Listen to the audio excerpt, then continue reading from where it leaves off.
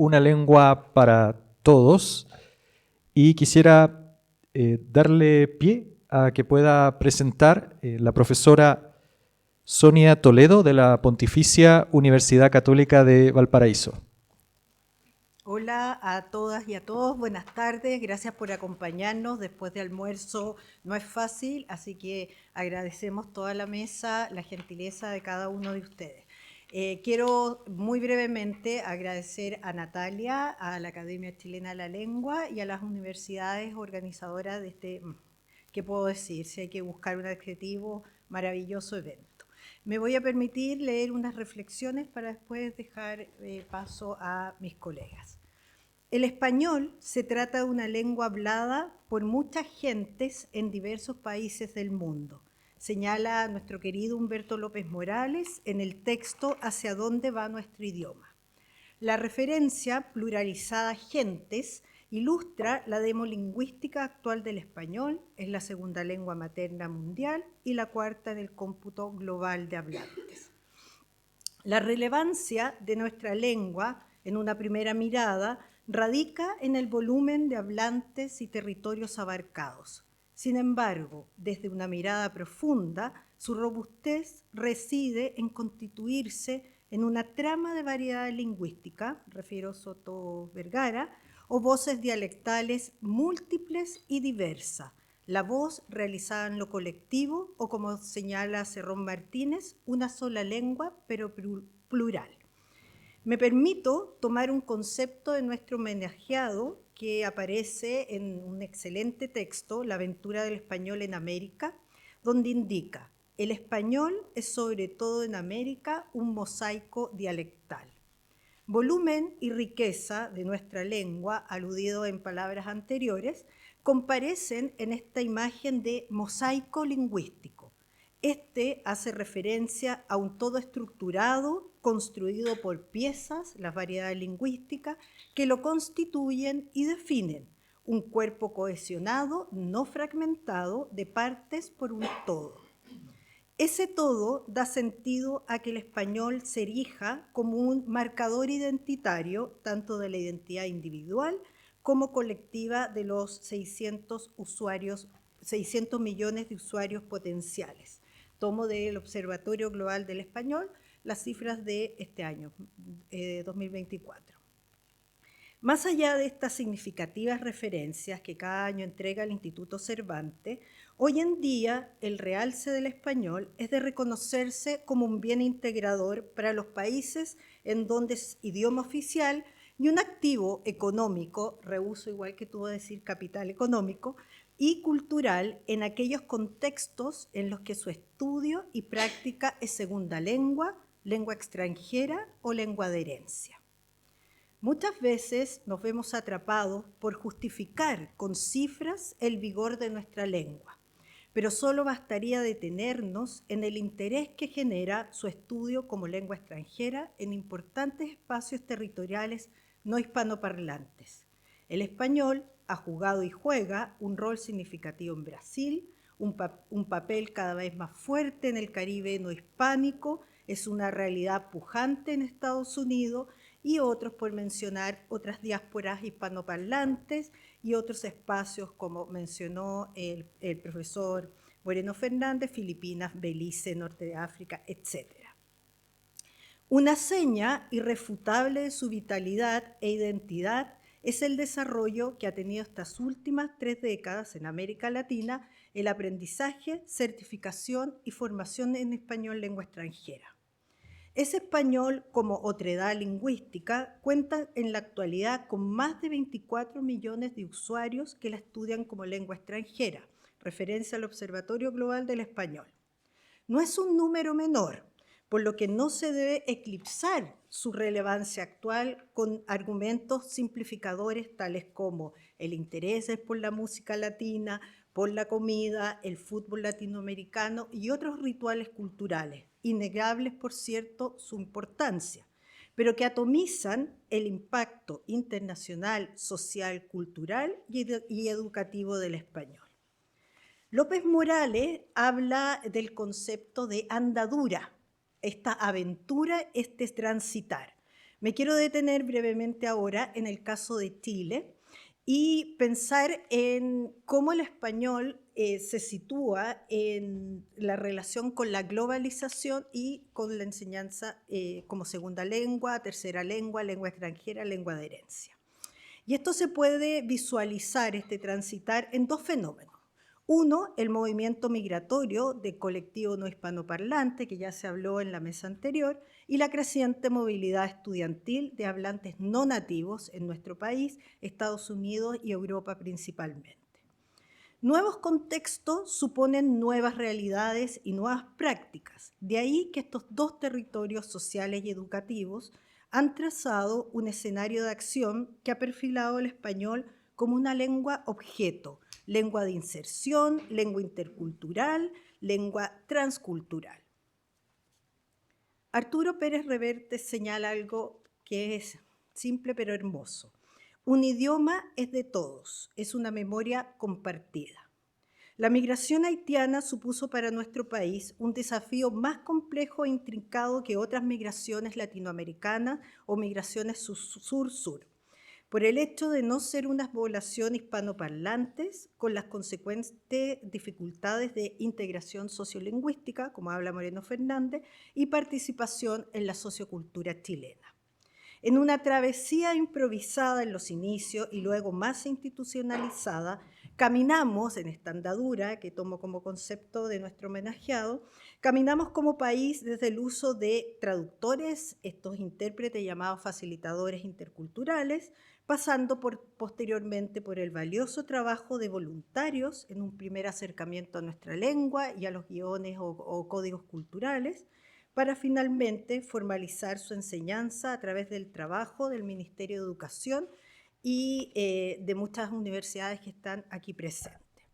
Si bien en la actualidad el colectivo haitiano ha disminuido fuertemente por un plan de retorno impulsado desde el gobierno el año 2018, el trabajo debe continuar y se hace imperativo cubrir entonces los nuevos requerimientos de acompañamiento, capacitación y formación ahora de la familia migrante en su conjunto. Cito ahora a Gabriela Mistral.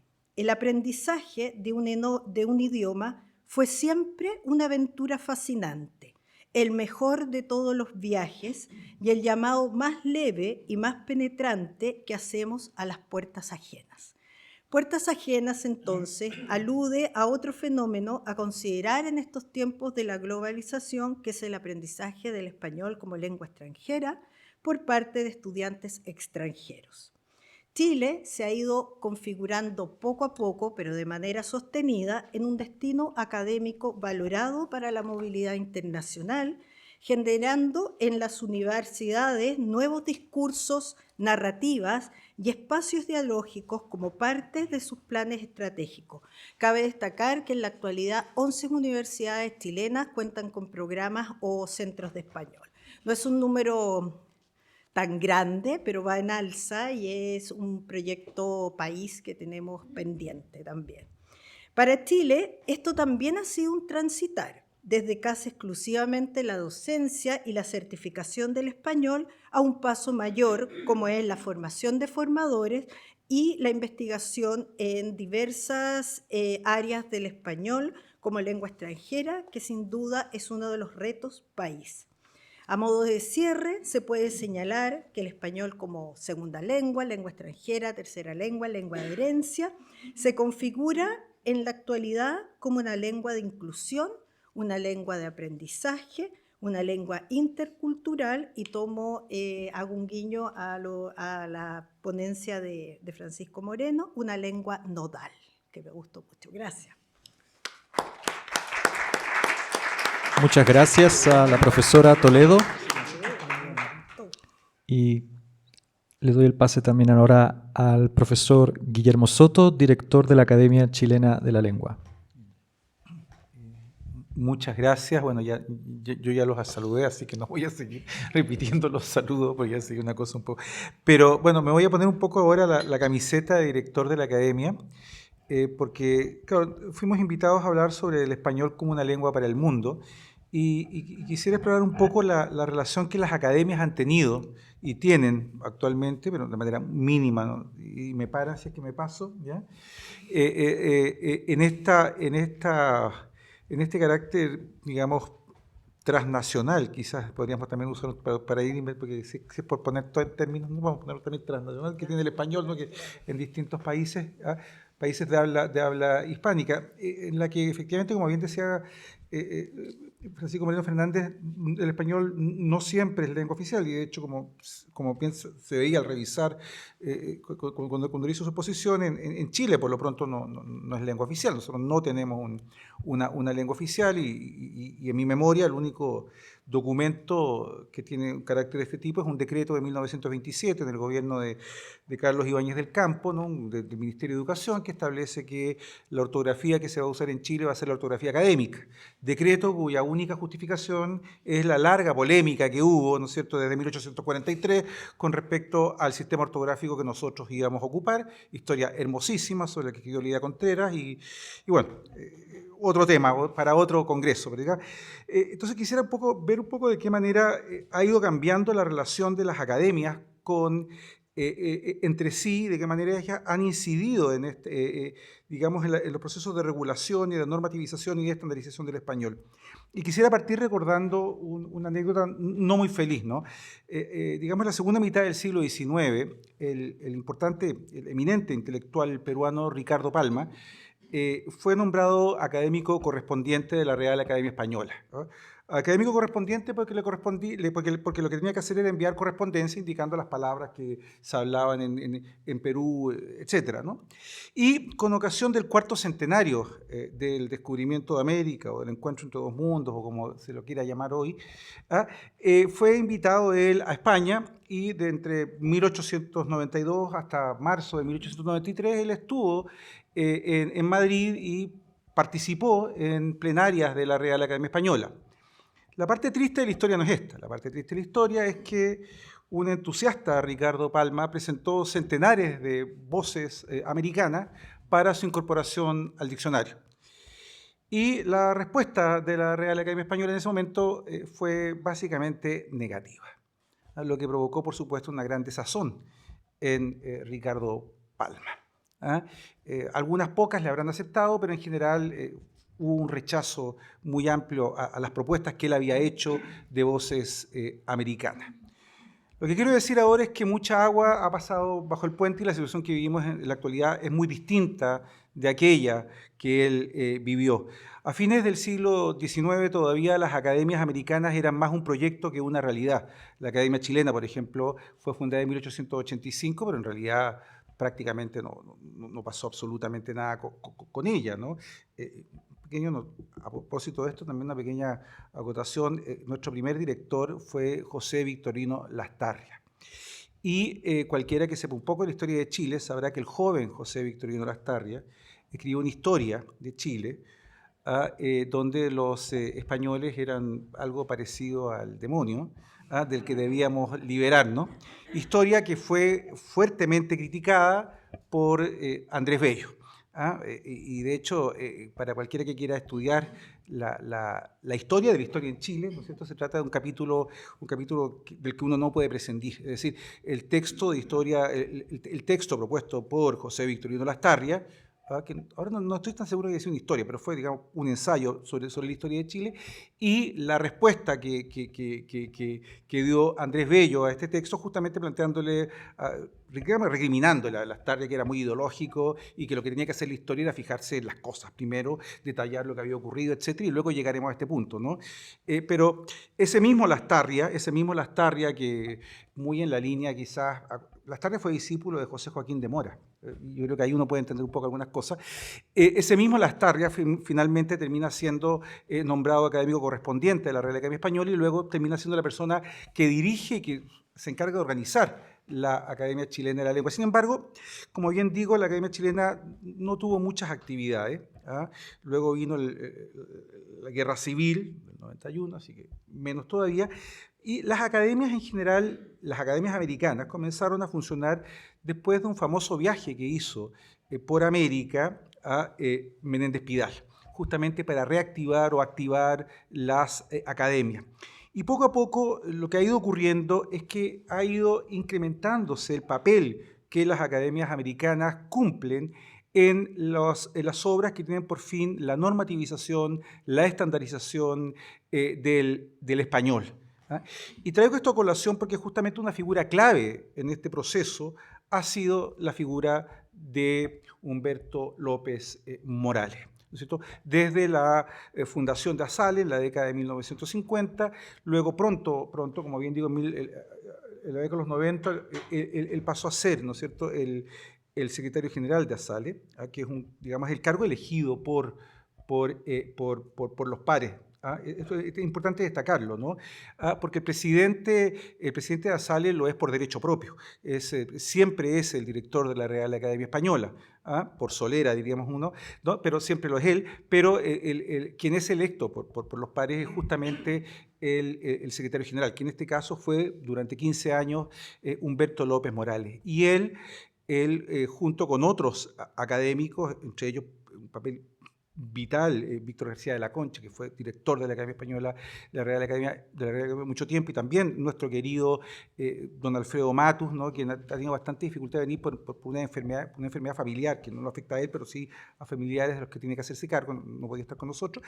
Ellos comenzaron a impulsar lo que se ha denominado la política panhispánica, que no significa otra cosa que reconocer el pie de igualdad que tienen, como ya decía Andrés Bello, ¿no es cierto?, Madrid y Caracas, Buenos Aires o Santiago, para dictaminar, para conducir, por así decirlo, esta lengua. Y esa política panhispánica ha tenido un éxito notable. Todavía hay mucho que caminar, todavía la mayor parte, o sea, todavía el rol directivo lo tiene de una manera muy clara la Real Academia Española, ¿no?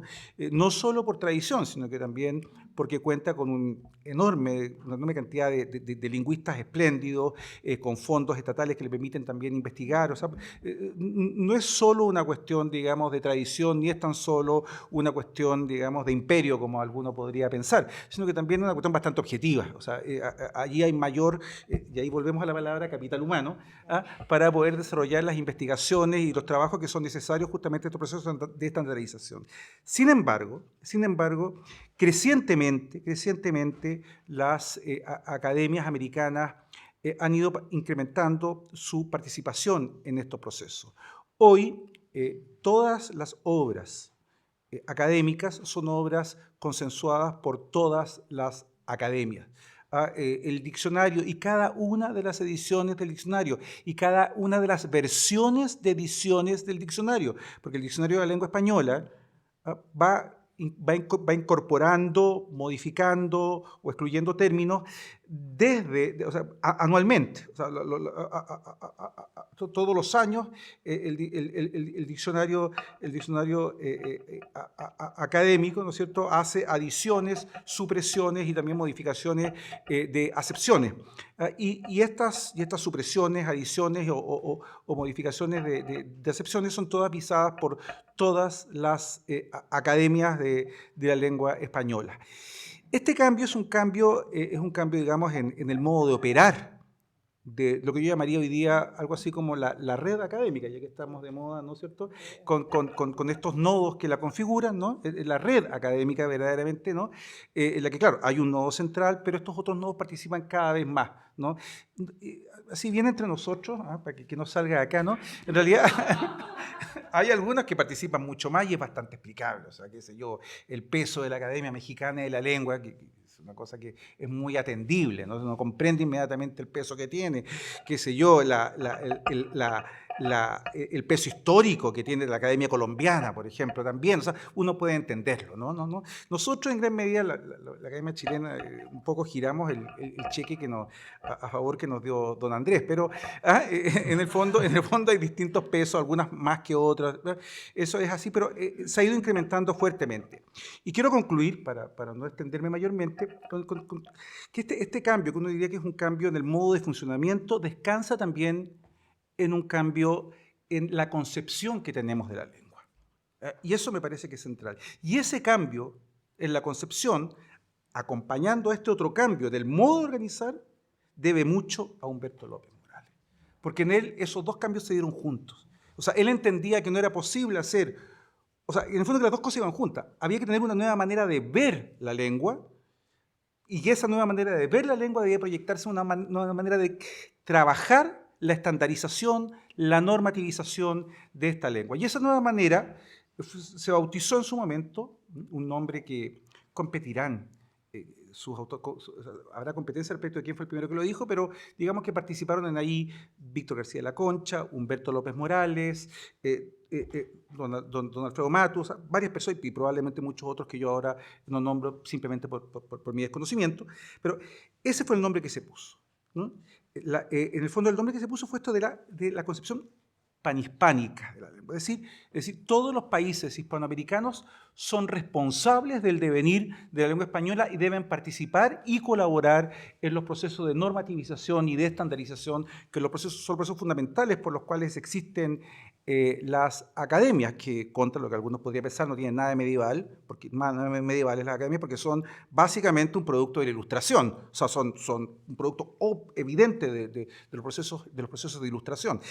Y este panhispanismo que se propuso, me parece, y cada vez se dice más esto, cada vez yo creo que hay más consenso en eso, no es sino otro nombre para lo que hoy desde el campo de los estudios lingüísticos se conoce como pluricentrismo. Es decir, la idea de que existen muchos centros de desarrollo del español estándar. Es decir, de aquel español que uno utiliza en el lenguaje oficial, en el lenguaje científico, en la educación. ¿Ah? Y efectivamente el español es una lengua que tiene muchos polos de desarrollo. Está Madrid, pero también está Buenos Aires, está Bogotá, Ciudad de México, Santiago, etc. Y quiero, solo para poner el tema, que en estos ámbitos, quiero terminar con eso insistiendo, el punto ya dije, ¿no?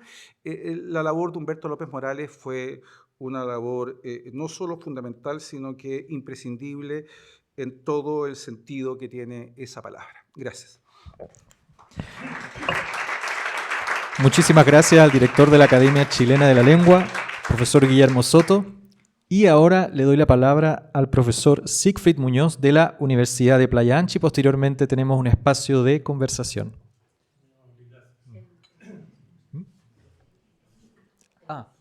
Puedo hablar para todos también. Desgastando un poco las cuerdas vocales. Bueno, en primer lugar, muchas gracias por la invitación. Estoy contento, feliz de saber que hay tantas personas que se preocupan de la lengua. Yo soy una persona que se preocupa de la lengua hace mucho, pero aún no encuentro satisfacción ni en lo que yo hago, ni en lo que hacen los demás. Respecto de este tema, sobre todo sustentado en el estudio del español de Chile, con apellido. Una cosa es el español estándar y otra cosa es nuestra realidad lingüística.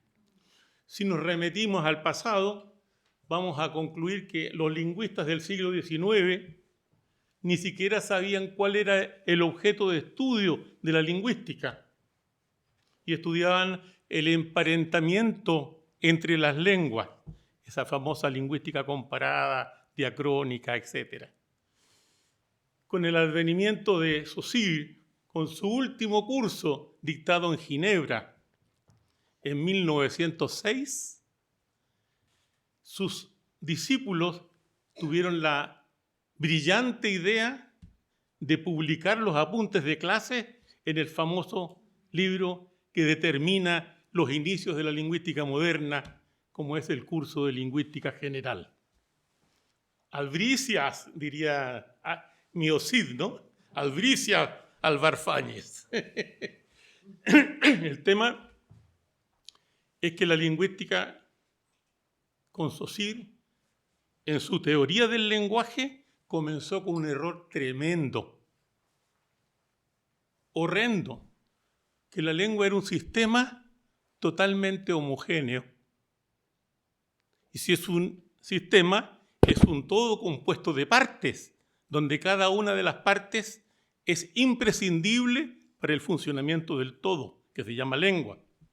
Por lo tanto, ¿cómo vamos nosotros a darle un sitio una ubicación a la variedad lingüística? En ninguna parte.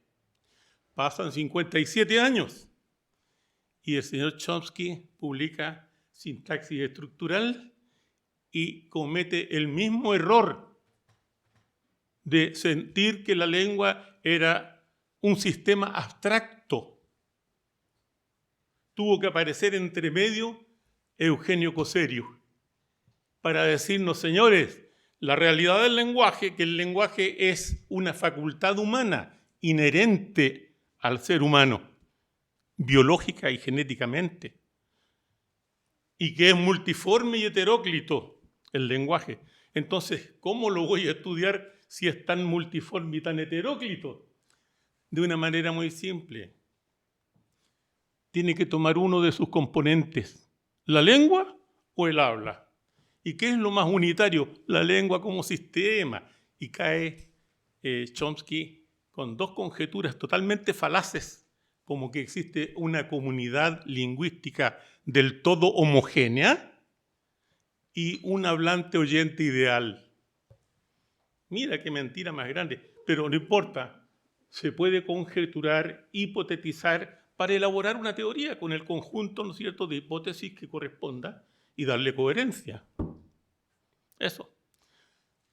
Ambos cometen el error. Entonces, ¿dónde queda la variedad nuevamente? Ya 50 años de trabajo inmanentista, inductivo, de acuerdo a la evolución de la ciencia pura, que aporta a las ciencias sociales. La lingüística fue una de las primeras en asumir esos desarrollos epistemológicos de la ciencia pura. Un primer estadio de la observación, un segundo estadio de la descripción y un tercer estadio, el de la explicación, donde Chomsky, a través de su modelo hipotético deductivo, nos señala que podemos llegar a decir por qué las lenguas son como son y no decir solo cómo son, o antes en la observación, qué son, qué, cómo y por qué. Hay un giro copernicano en esta famosa teoría de los paradigmas de Thomas Kuhn, que en ciencias sociales los paradigmas superan al paradigma anterior, no lo eliminan, como Einstein con Newton, que en las ciencias formales lo eliminan. En las ciencias factuales, sociales, humanas, no lo eliminan. El paradigma 2 tiene mayor alcance y profundidad que el paradigma primero. No lo elimina, es un continuum de paradigmas en la historia y el desarrollo de la ciencia. Entonces, ¿cómo no voy a estar contento, que es como empecé, que tengamos tantas personas preocupadas con tantos adelantos en el desarrollo de la disciplina del lenguaje, que hoy estamos en la sociolingüística? Y aprovecho de agradecerle al profesor, porque nos ha dado una clase magistral respecto de la internacionalización, y además que yo he tenido la suerte de contar con sus libros sobre sociolingüística, actividad que yo cultivo desde 1999, cuando hice mi tesis doctoral, estableciendo la primera estratificación social de la comunidad de habla de Valparaíso, que es de donde vengo ahora. Entonces, ya en 1999, el 2022, escribo otro libro y modifico lo hecho en 1999 a la luz de los datos duros actuales del INE, de la encuesta Casen y de la AIM, la Asociación de Investigadores de Mercado, que me hacen una estratificación, pero desde el punto de vista comercial. Y me di cuenta de ello y lo busqué hasta que lo encontré, que en el Jumbo de Valparaíso no venden las mismas cosas que en el Jumbo de Viña. Mira, es una cosa tan simple como esa. Tú vas a comprar una cosa que compras en Viña y la quieres comprar en el mismo Jumbo, hasta serán 4 kilómetros, 5 uno de otro, y no tienes los mismos productos porque la gente es distinta y responde a estratos y a identidades, ¿no es cierto?, como decimos en lingüística, sociales distintas. Todo eso nos permite ahora vislumbrar un camino más seguro, dar cuenta realmente de la diversidad y de la variedad de los dos conceptos que usted nos señaló. ¿Por qué?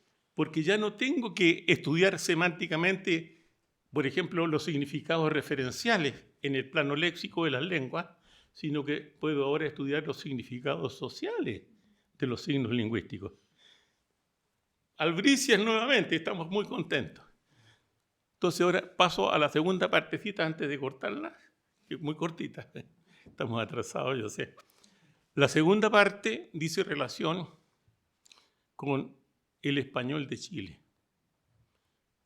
Insisto en denominarlo español de Chile, y no español así a secas.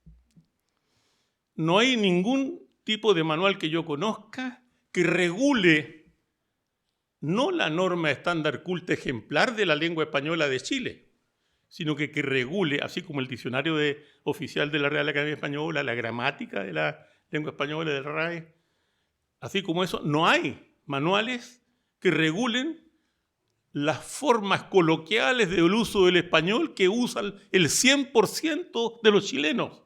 El 100%. Y solo un 5, un 7% usa la norma ejemplar culta, que es lo más próximo al sistema, porque no es el sistema de la lengua española. Quien hablare con el sistema de la lengua sería un monstruo cultural. Lo dice Del Himes, no lo digo yo, un antropólogo norteamericano, lingüista y también doctorado en educación. Entonces, hay respaldos a lo que yo afirmo. Estamos hoy en condiciones de decir, ¿qué vamos a enseñar a aquellos que usan un español de Chile prácticamente vulgar, tanto en la televisión, en la prensa, como en la cotidianeidad de los actos de habla de cada sujeto? ¿Vamos a responder solo a la cuestión estilística? Si es coloquial, familiar, vernáculo, entonces. ¿Ah? Usamos un español el que se nos antoje y nos dé la gana. Y por otra parte, tendrá que ser un acto oficial, como se mencionó también aquí en lo que he escuchado, un examen de grado, un acto comunicativo formal, ¿verdad? Un contexto de situación comunicativo formal, para que el que tiene la competencia lingüística pueda usar la norma estándar culta ejemplar, que es lo que más se aproxima al sistema. ¿Cómo enseñamos? ¿Y qué enseñamos? Coserio, que después de seguirlo por varias partes del mundo como alumno, me dice, amigo de él, que en paz descanse el maestro. Me dijo, hay que enseñar lo que el alumno no sabe o lo que cree que sabe intuitivamente. Y yo lo encontré inteligentísimo. A pesar de que mis luces no eran muchas, logré entenderle, logré captarle el mensaje. Claro, eso es lo que hay que buscar. ¿Y cuáles son las políticas públicas que en Chile existen para aquello? Yo creo que ninguna, porque no hay políticas públicas para enseñar lengua materna. Los programas que usted le enseñanza básica y media no tienen absolutamente nada que ver con la lengua. La lengua es fonología, morfosintaxis, léxico. Y si tomamos el concepto de Chomsky de que la gramática no hay que enseñarla porque la gramática es un mecanismo virtual existente en el cerebro de cada sujeto hablante que le permite proferir un número infinito de oraciones aunque jamás las haya ni dicho ni oído antes, entonces a lo mejor la gramática no es tan importante y no podemos torturar a los niños de tercero o cuarto básico con el pretérito pluscuamperfecto de indicativo. Dígalo rápido. Pero si eso ocurre en ciencia básica, a los niños, una profesora que le llamé la atención yo, y eso que yo llegué al colegio como apoderado de uno de mis hijos. Y me atreví en esos tiempos a decirle a la profesora, me permite, mire, una cosa muy chiquitita pero muy delicada. ¿Cómo, profesora, se le ocurre tener a estos pobres 40 chicos acá toda la mañana pronunciando las zetas? Diga zapato, Zaragoza, zapato.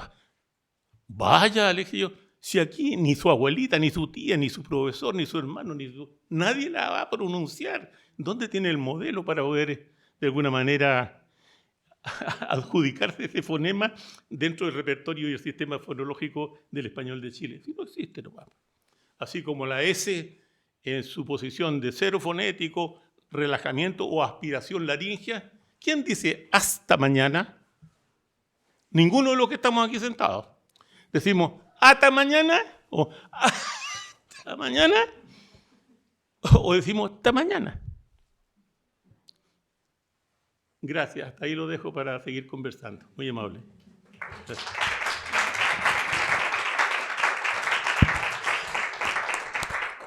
Muchas gracias al profesor Siegfried Muñoz. Yo debo decir que a mí también me enseñaron en primero básico a decir zapato.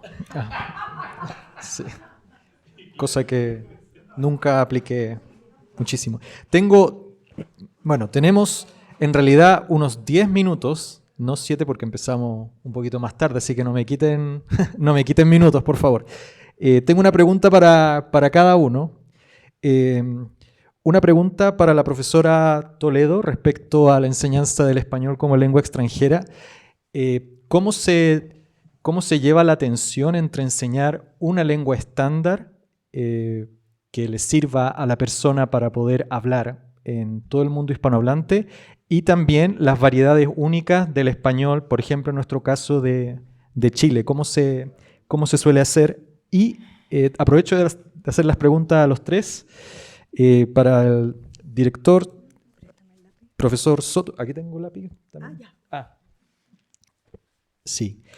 Me quedó dando vuelta esta expresión, el cheque de don Andrés. Quería saber más o menos en qué consiste ese cheque de don Andrés y cuál es básicamente la apreciación que tiene el resto de las academias respecto al español de Chile. Podría ser una pregunta interesante, sobre todo porque cuando uno en redes sociales ve los memes, siempre aparecen memes que se burlan del español de Chile, diciendo que prácticamente no es español. Aparece, de hecho hoy día en la mañana me mostraba una amiga de Rusia, me dijo, ¿esto es verdad? Y me dijo que claro, decía español fácil, Perú español más o menos, Venezuela, ¿es esto español? Y salía el mapa de Chile. ¿Sí? Tengo la pregunta. Y para el profesor Siegfried Muñoz también tengo una pregunta sobre las variedades sociolingüísticas del español. Me gustaría saber, quizás ustedes tienen la misma duda, quizás no. Yo me acuerdo que una vez mi mamá me dijo, pero tú sos grande ya. Y yo le dije, ¿tú sos? Y yo dije, ¿y de dónde sacaste el tú sos? Me dijo, no. Y ella quedó así como, no se dio cuenta de que había dicho, ¿tú sos grande ya? Claro, y yo digo, ¿qué pasa con el voceo en Chile? ¿Por qué no se valoriza? ¿Qué pasa con la ortografía del voceo? ¿Cómo ponemos jugar, ya está, y comí? No sé, ahí me queda esa duda. Esas son mis tres preguntas para empezar una conversación. Gracias, Carlos. Buena pregunta. Y ahí yo creo que una persona más acertada, o podríamos establecer un diálogo también ahí con Francisco, que ha tocado cuando ha rozado el español lengua extranjera en la formación de profesores y en varias conferencias ha aludido a eso. Primero, tú aludías a este concepto que es tensión. Quizás a diferencia del español como lengua materna, en el español como lengua extranjera hablamos poco de tensión porque creemos fuertemente en el diálogo que se puede producir de todos los conocimientos, de todos los paradigmas que han venido desde la lengua materna a la enseñanza de una segunda lengua, tercera lengua, lengua extranjera, lengua de herencia. Yo planteaba en mi presentación, y esto es fundamental, yo creo, para poder responderte, es que la lengua es un marcador identitario. Y la identidad como concepto, ya sea para las ciencias sociales, para la lingüística, se construye y se co-construye. Y lo construimos todo, por eso yo aludía también que el español es una sola lengua, pero plural, una voz colectiva, ya una voz lo uno, y por eso utilicé la metáfora también del mosaico lingüístico que aludía a nuestro homenajeado. Ahora, si pensamos que es un marcador identitario, sin lugar a duda, los profesores, los instructores de español como lengua extranjera tienen que trabajar en su propia variedad.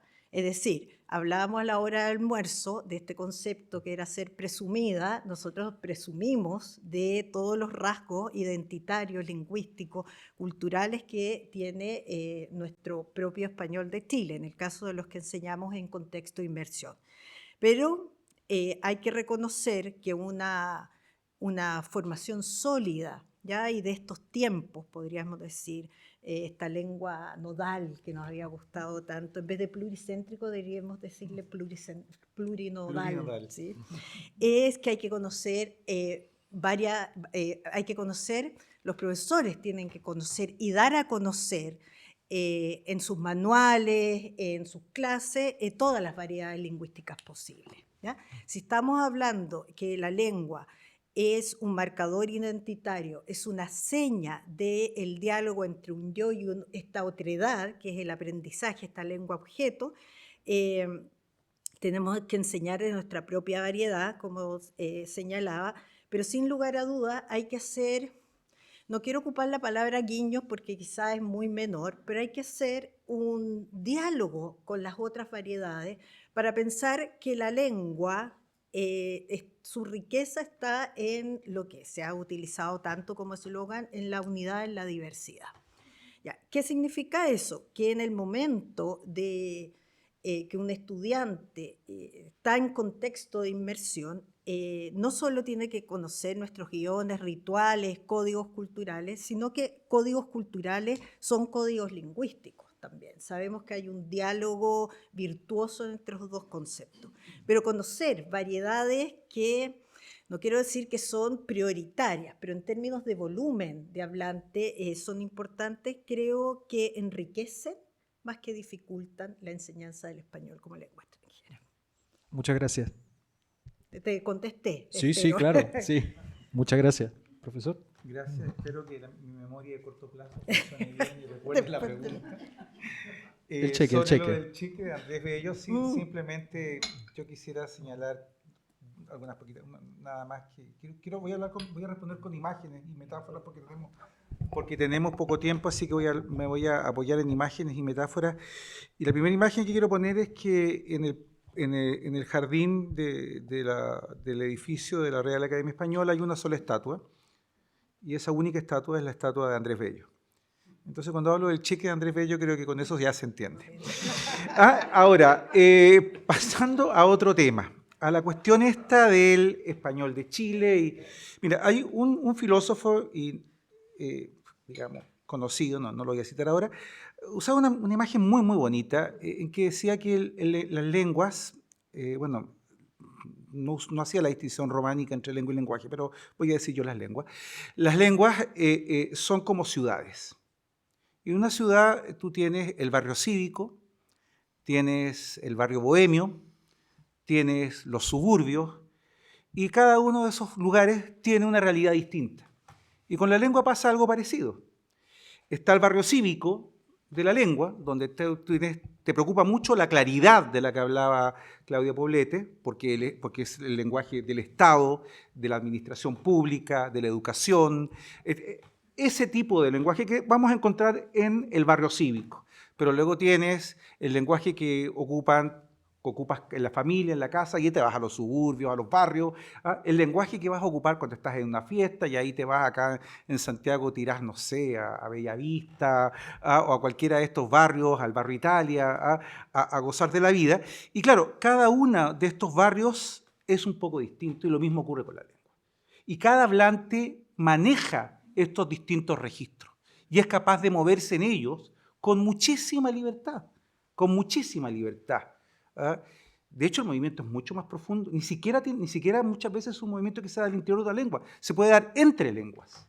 Pues una persona bilingüe puede moverse en ciertos barrios, puede ocupar una lengua para ciertos barrios y otra lengua para otros barrios.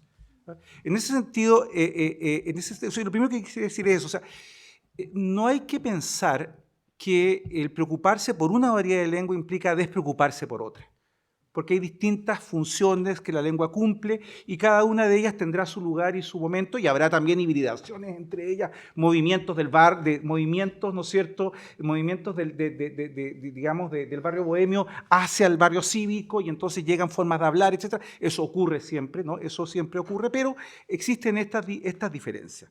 En el caso particular de las academias de la lengua, la función básica tiene que ver con el barrio cívico, porque tiene que ver con normativización, tiene que ver con estandarización. Sería una locura estandarizar el habla que la gente utiliza en sus casas.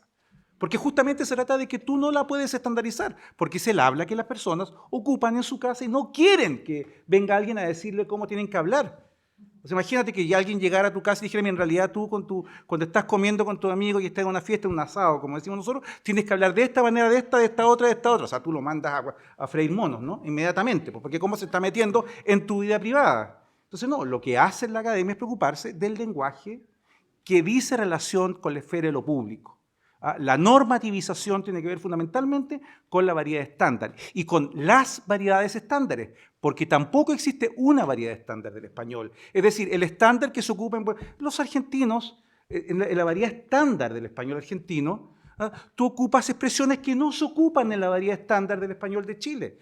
El grado de aceptación del voceo en la variedad estándar en Argentina no tiene nada que ver con el grado de aceptación del voceo en la variedad del estándar de Chile. Y eso no tiene que ver con las academias, tiene que ver con la propia actitud que los hablantes tienen respecto de una y de otra.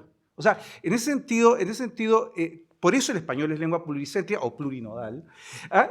Por eso lo es justamente por esta situación en que hay varios centros de... Y lo que uno va aprendiendo.